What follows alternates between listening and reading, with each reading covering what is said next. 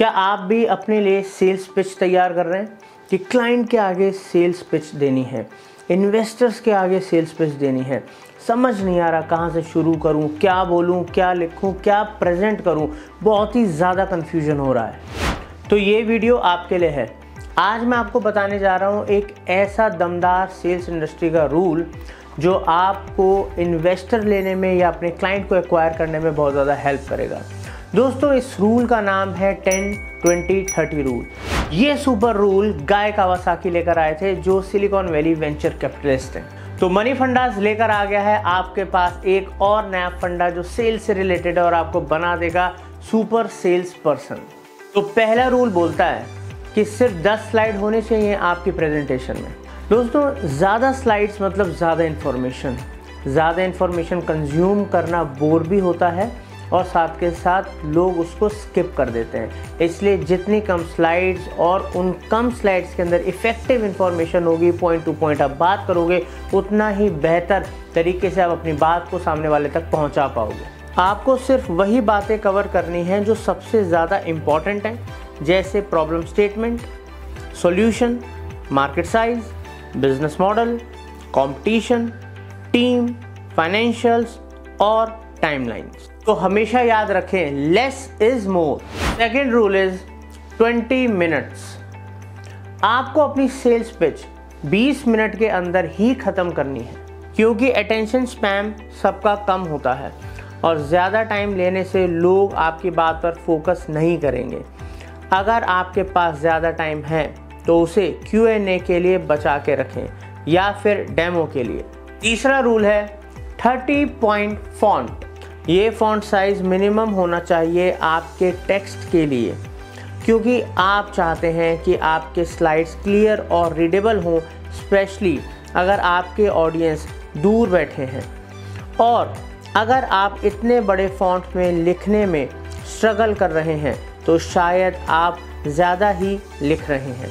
Keep it simple और impactful. अब दोस्तों, फाइनली हम कुछ की पॉइंटर्स के बारे में जान लेते हैं, कुछ इंपॉर्टेंट फैक्टर्स जो आपको सेल्स मास्टर बनने में हेल्प करेंगे। तो सबसे पहला और सबसे इम्पॉर्टेंट है practice, practice, practice. Because pitching एक स्किल है और अगर आपको सेल्स के अंदर मास्टर बनना है तो आपको इसकी प्रैक्टिस करनी होगी।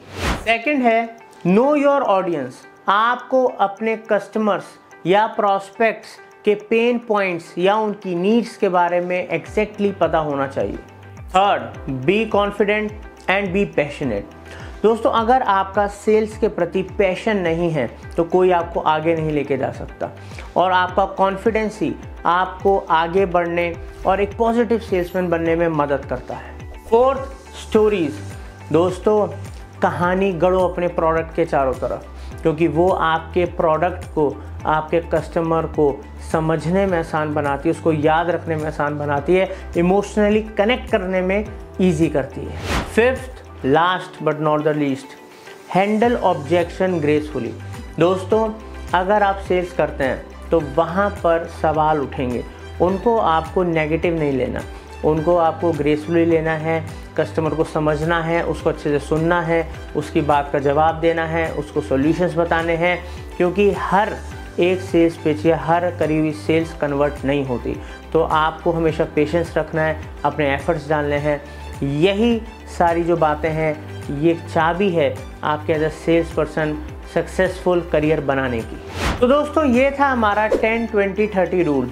अगर आपको ये वीडियो पसंद आया है और अगर आप चाहते हैं कि हम आप लोगों के लिए एक सेल्स मास्टरी के ऊपर पूरा कोर्स लेकर आएँ जो आपको मदद करे सेल्स के अंदर ग्रो करने में, मास्टरी हासिल करने में, तो हम लेकर आएंगे। मगर उसके लिए आपको हमें कुछ देना पड़ेगा।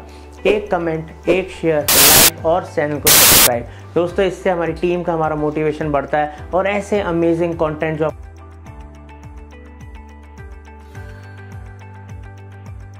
सब्सक्राइब कीजिए, बेल आइकन दबाइए और ज़्यादा से ज़्यादा शेयर कीजिए। Thank you.